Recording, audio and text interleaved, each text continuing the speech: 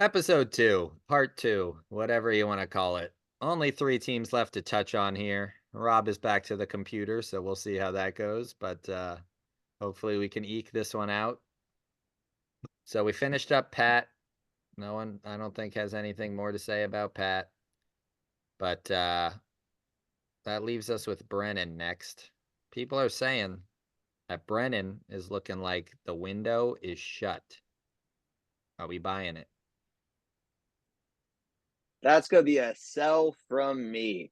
To say the window is shut, the fact that Brennan is as low on this list as he is crazy. We got two more teams to mention. There were 7 people named before the Rouse House. If there is a clear top four cut contenders, the Rouse House is one of them. It's looking shaky. Brown's hurt. He has one of the CMC obviously is a big blow, but that that team still belongs talked about with the true contenders. There's a breeze. There's some air coming in. It's definitely not shut. Um I thought that he was like, if you just go based off projections and just team, he probably should have beaten me week one, before we knew anything and before injuries happened.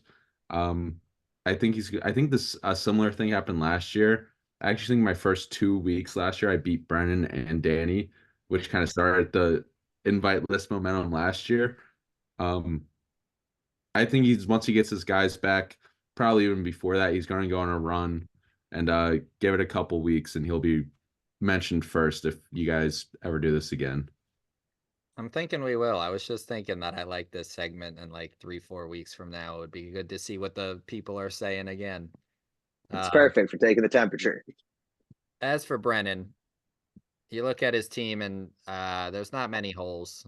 Mahomes and Purdy both have not been elite, but actually, I think they're both outside the top 10. They are. But I mean, the talent in between them is still pretty tall. I do not love Dallas Goddard. I don't. I think he's injury prone. And after last night's Eagles game, I just am so tired of hearing how good he is at football because I don't buy it. But I mean, yeah, he put up 140 in week one. Just happened to run into the Rob Cachabato buzzsaw. But this week was a little rougher. He did start Keenan Allen, which was an interesting move. And we'll get to my thoughts on Brennan the man in a second. Yeah, yeah, I actually have something to add to that. Maybe another narrative okay. is is Brennan the manager letting his team down? I am gonna touch on it. I will Okay. say I have a little something to say. Okay. I've been critical of him as a manager in the past for his lack of involvement in trades and all that. But first, the team in front of us, Mixon obviously got banged up this. I mean, nothing was really going to change anything. If AJ played and he started him instead of Allen, if Joe Mixon stayed in the game, he still lost by like 70 points. So I don't think anything was changing that. Tyreek Hill was maybe his best week to week point scorer. And he now, for at least the next 4 weeks, will be without a quarterback. Um, Kyren Williams has come back to earth, it would seem. Still a very good RB2, pushing RB1. But, I mean, the team's sound. I don't think the window is shut. I think when CMC comes back, when he has his weeks where AJ's there, maybe Keenan gets better. As far as fantasy goes, he'll obviously get better from this minor injury. Yeah, I put him with me, to be honest. I don't think he's necessarily right up in that contender tier anymore. Henry has improved week over week, but it's only been 2 weeks, and I don't know. I don't love the bench that much, and I mean he does have Calvin Ridley, but I don't know that I would feel so strongly about starting Calvin Ridley week to week. He kind of just goes off when he wants. With a four-man playoff, also, like, every single win matters because for the past however many years, it's come down to points for. Yeah. So how many times can you, like, how many losses early in the season can you really afford? Um, I think he has a team that can get past it, but if I started at 0-2 or other teams started off 0-2, it would be a lot harder to overcome that. For sure. Yeah. And I mean, he's played two of the top three teams currently. So things could turn around when he gets healthy and gets to the weaker part of his schedule. I totally agree with you. But the guy running this team is an absolute disaster. Always quiet the last couple years on the trade market. Damn. Starting Keenan Allen this week on an injury. And he was asked to join the show. He was asked yesterday to join the show with us today. And he said he could not make time, but he would give a comment. 24 hours go by and I have no comment, but just before the show, I hit him up. And just half an hour ago, we get the comment, and it is, no, I'm going to pull a Nick Sirianni and not address the team or do my job whatsoever. Does that sound like a team in their contending window to you? I am buying it. The window is shut no matter who's on the roster and how they perform the rest of the year. This guy needs to sell the team. Give me David Mazinski. Damn. Wow. You know, from an outside perspective, you could see his heart may not be in it as it should be. That comment solidifies it. Yeah, I think his team gave up on him. Yeah, he's lost the locker room, that's for sure. But It's been a tough couple years in the Rouse house. It's been a lot of heartbreak. maybe that heartbreak at the end of the season is over and we're just back to heartbreak in the regular season. I don't know. But Brennan Rouse is a bona fide scrub. Wow. That's all I have to say on the matter. Now we get to Jesse Meir, who, despite his best efforts, is not at the bottom of the table. He is 0-2, of course. He has 190 points for, and people are saying, let me talk to people real quick. Where are the people? People are saying that That his team is devoid of talent. devoid of talent.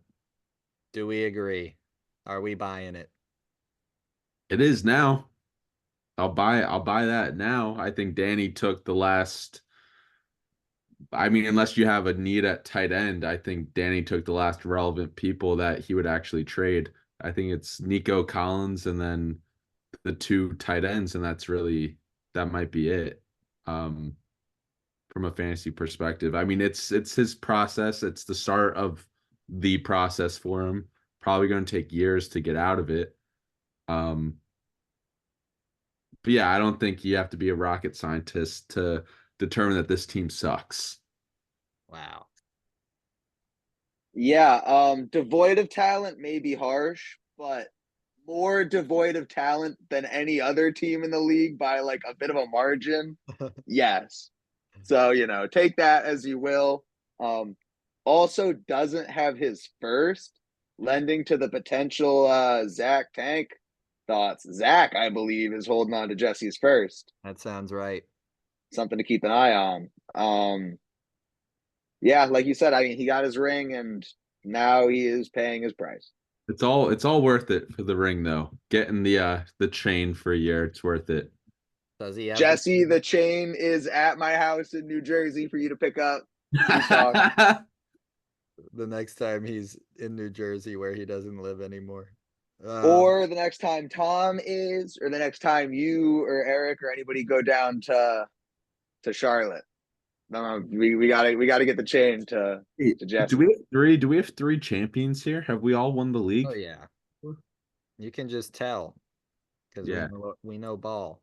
Yeah, Air greatness right here. So when I was the fans were writing these, obviously Nico Collins jumps out. Mark Andrews, I believe, still has a couple years left, and I think will continue to upswing. Brian Thomas, I love, and I'm not too upset at what I've seen so far. But building with Trevor Lawrence as your QB1, I don't think is great. And with Justin Fields, who I think is soon to be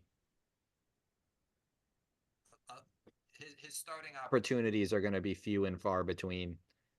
And then just Kenny Pickett and Drew Lock behind that.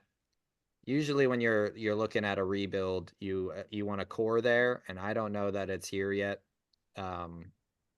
So yeah, it's pretty void of talent, I would say, and I'm buying. That wraps us up with Tom. Tom, people are saying, is looking like the worst of the worst. Are we buying it? I'll start this one off. This is outrageous that fans would call in and say And this. say this, yeah. Uh, I think he's rebuilding well. He's become like my farm system. I think around this time last year, I got Taylor off of him. So he obviously just keeps churning out players. He's got a lot of picks now. I'm pretty sure he has my next 2 first-round picks. I think his receivers, I think he has a good core. I'm pretty sure he has Worthy, Ladd now, Addison. JSN and Devontae Smith. Yeah, absolutely. So And Roma Dunze. he's building the players that you want. Jaden looks like, even though he might suck as a passer, I think his rushing will keep him in weekly top 10 quarterback conversations, and he's already a rookie. So I think he's slowly but surely filling out pieces for the future. I'm with Rob. I'm selling. I think I've said this on the pod before, but like Rob said, he's doing a really nice job with this rebuild. I think he has 5 firsts in the next 2 years and a really good young core. I mean, the oldest of his core pieces is maybe Burrow, who's a 27-year-old quarterback. Everyone else is 24, 25, 26. He just lost Laporta, but, got really fleshed out that receiver room. With the young guys he's got, I think his receiver room is pretty much set with all the draft capital he has. Arrows up for the Fresh Prince of Hilaire. So we are doing potential points for, right? Mhm. Because I am wow. noticing that Burrow sits on the bench while Goff is in quarterback too. But Burrow's been bad. Goff is good. I will say this. I played Tommy this week, and he actually made lineup changes for people that were like inactive. He actually switched people. He had, I'm pretty sure he had Rome starting and Addison, and then they got ruled out. So it was like a midweek thing also. He put in some other stinkers that he had. But Attaboy, Tom.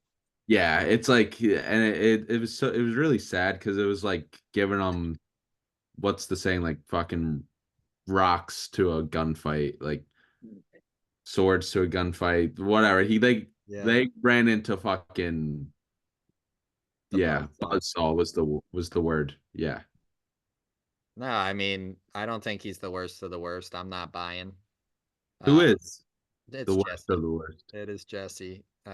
We were just talking about how void of talent that roster is. Tom, on the other hand, has about 7 names that might be above Jesse's second best name. He's closer and he's got his own firsts. He's got 2 on top of that this year and 1 next year. 1 each year is belonging to the Buzzsaw, so we'll see how high that one is. But yeah, he's not the worst of the worst. It's a rebuilding team, and it's going exactly according to plan, I would say. All the guys in this core are holding value, and I am happy I got rid of Goff. I do think they'll turn it around, but this start would not have helped me, that's for sure. So yeah, that wraps up our segment here. If you had to make a prediction for the 4 teams that make the playoffs, who would you say? So I think you too.